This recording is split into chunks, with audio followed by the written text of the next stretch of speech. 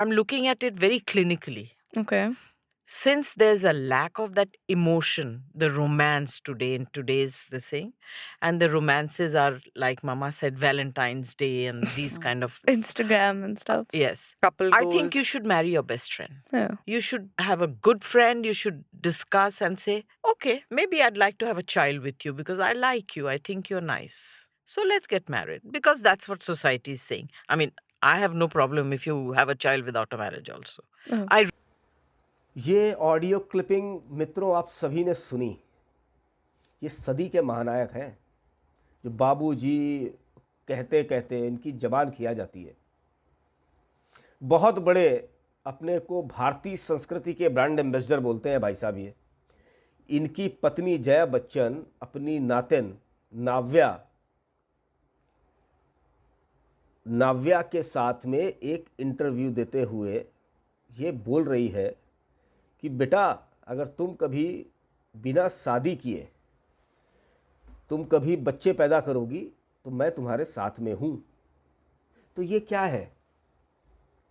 आखिर हमने अपने हीरो अपने माँ बापों को क्यों नहीं माना? क्यों ये भांड बॉलीवुड वाले हमारे हीरो बने रहे?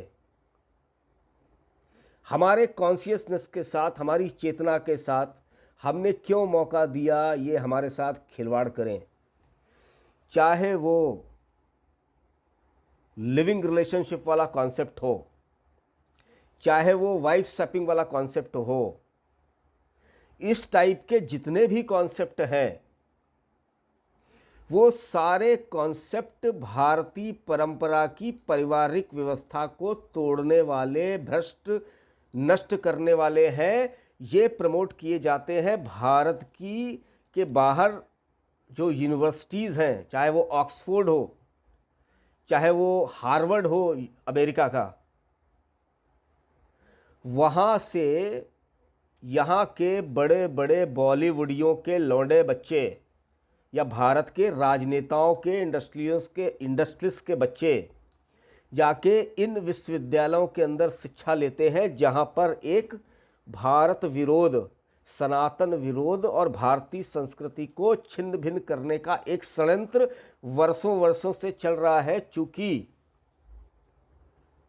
वो जानते हैं कि वेस्टर्न हेजेमनी को बचाने के लिए भारत की संस्कृति को, सनातन की संस्कृति को तहस नहस करना अति आवश्यक है। क्योंकि भारतवर्ष में ही एक देश पूरे विश्व के अंदर बचा हुआ है जहां पर आज भी पारिवारिक व्यवस्था चल रही है। इसीलिए जब हम डाइवोर्स की बात करें, इसीलिए हम जब बच्चों की सुसाइड की बात करें या बड़ों की सुसाइड की बात करें, तो वेस्टर्न कंट्रीज़, चाहे अमेरिका हो चाहे यूरोपियन कंट्रीज़ हो, वहाँ पर ये आंकड़ा भारत से बहुत ज़्यादा है।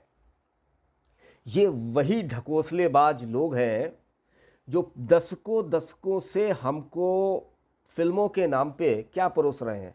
आप जरा ध्यान दीजिएगा, इन्होंने पिछले कई दशक में जो बॉलीवुड ने पिक्चरें बनाई हैं, अगर आप उसको ध्यान से देखें, गौर से देखें, तो उसमें केवल युवा लड़की और लड़के आपस में प्रेम करते हैं और उस प्रेम को ना समझने वाले या ना समझ और पाखंडी कौन होते हैं? उनके माँ बाप, उनके नाना नानी, उनके दादा दादी, और समझदार केवल ये दो युवा होते हैं। तो ये दोनों प्रेम को बढ़ा रहे हैं, लेकिन इनके परिवार के लोग इनके प्रेम को तोड़ना चाहते हैं। हमने दशकों से बॉलीवुड का यही चरित्र देखा।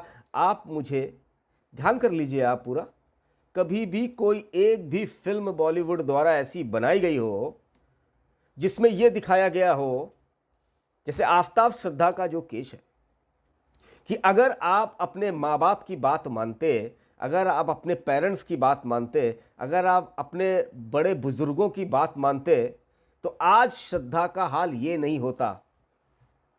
आप गौर करिएगा, ऐसी मूवी बॉलीवुड ने बना ही नहीं। केवल एक ही उद्देश्य, पारिवारिक व्यवस्था को, भारतीय संस्कृति को तहस नहस करना। आज उसी का ये दुष्परिणाम है कि हमारी श्रद्धा हमारे बीच में नहीं है। वही लिविंग रिलेशनशिप जो आया वेस्टर्न कल्चर से और उसके एम्बेसडर बने ये बॉलीवुडिया,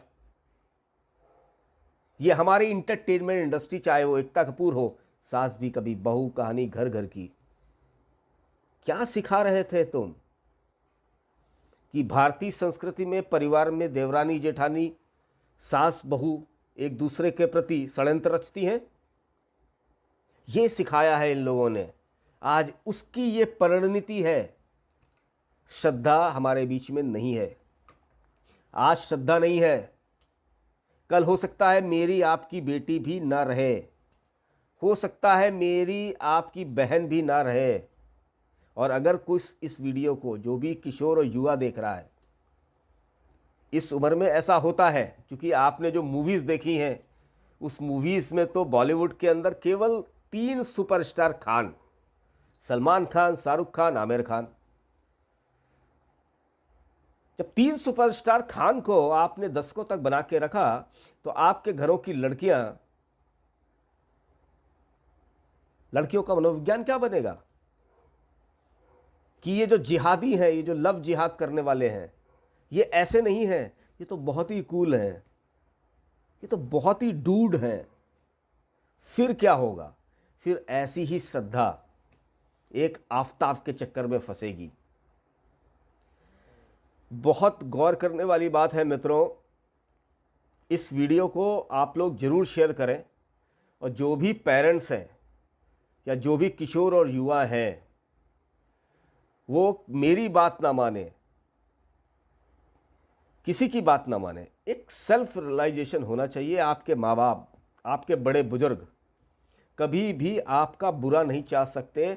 आप इन वामपंथियों के फेमिनिज्म में, वुमेन्स फ्रीडम के नाम पे, लेस्बियंस, गेस के नाम पे जो ये खेल खेलते हैं, इनका एक ही उद्देश्य है, भारत के अंदर पारिवारिक व्यवस्था को तहस नहस करना। क्योंकि जब परिवार कमज़ोर होगा